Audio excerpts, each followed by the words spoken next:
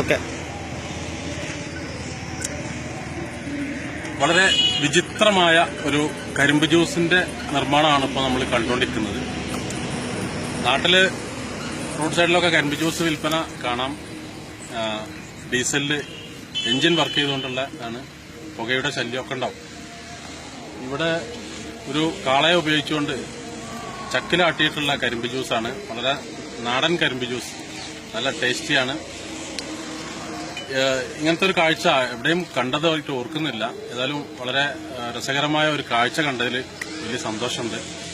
ഏതായാലും ഡീസൽ വേണ്ട, പൊള്യൂഷൻ ഇല്ല, മറ്റ് പ്രശ്നങ്ങളൊന്നും ഇല്ലാത്ത നല്ല ശുദ്ധമായ ഒരു കരിമ്പ് ജ്യൂസ് കുടിച്ചിട്ട് പോവാം. Okay, thank you.